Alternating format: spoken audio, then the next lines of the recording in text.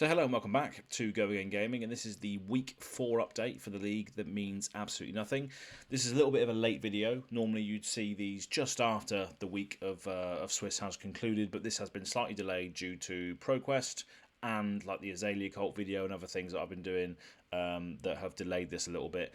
And yeah, but as a result of that, you're probably going to see the round 5 Swiss matchups the week after this, hopefully, but we'll see. Still a lot of work to do on those before we go into the top 8. But yeah, just to revisit the matches, televised and untelevised. First of all, we had Dear Mamada on Kasai taking on Carlotta on Azalea, and this is Carlotta's first loss. She managed to not take the win against Dear Mamada this time round. She did face another Kasai early on in the tournament. Florin's Kasai managed to win that game, which was televised, but this one wasn't televised, and Carlotta unfortunately winning this match against Stephen, aka Dear Mamada Kasai. So that actually puts Carlotta at 3-1 going into round 5, and that puts Stephen on 3-1 as well going into round 5. So yeah, we've got Carlos GG versus Florin Lock-in. So this was televised on the channel. This is KO versus Kasai, and Carlos managed to get that win there against Florin, and that puts Carlos on 3-1 as well. So both Carlos and Carlotta are Fabritorium are both on 3-1 going into week 5, and this puts Florin on 2-2 going into week 5. Then we had myself versus Mocha, so we had Azalea versus Dromai, and this is actually my first win of the tournament, so I'm 1-3 at the moment going into round 5, so I'm definitely not going to make a top 8, that's for sure. And Mocha again is 1-3 after this as well. So little bit down the pecking order, but it was nice to be able to win against a matchup that we don't really do well into, although it has got a little bit better recently. But luckily Dromai is no longer with us, so we don't have to worry about that anymore going forward. But luckily I just managed to get the poppers at the right time and apply enough pressure again and again and again, turn after turn, to be able to take that win home against Mocha. Although it went down to very, very low life towards the end, but that's what you have to do.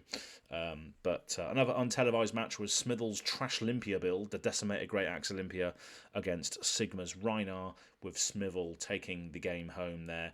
Obviously, it wasn't a televised match, so I'm not entirely sure how that happened, but well done to Smithle going through on that one.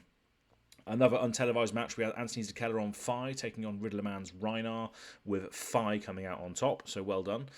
Then we had Will Bradshaw on Prism Awakener of Soul against Hank's Viscerai Runeblood, and that was a solo commentary effort by myself, so go and check out that game. But that was awesome. That was really, really cool.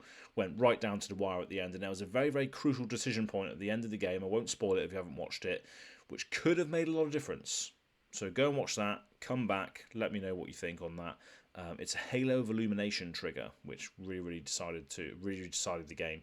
And then finally we had Matterset Badness on Dorinthia taking on Andrew Mason's Teklo Vossen, another monster of a game, the longest game we've had so far in the league, commentated by myself and Fresh and Buds, with Matterset Badness taking away the victory on that one there as well. His Dorinthia deck has just been doing some awesome things in this tournament. And yeah, Matterset Madness 3-1, I think, now. So he looks like he's going to go to a top 8. But Andrew Mason, unfortunately, 1-3 in the tournament, similar to my record and Mocha's record and Riddlerman's record as well at this point. But yeah, a great week of games, a great week of content as well. Well, the week before this, at least. And you can expect the round 5 matches to come probably next week. If not, maybe the week after that, we'll see. Still need to edit, still need to get the casting over the top of it and all this.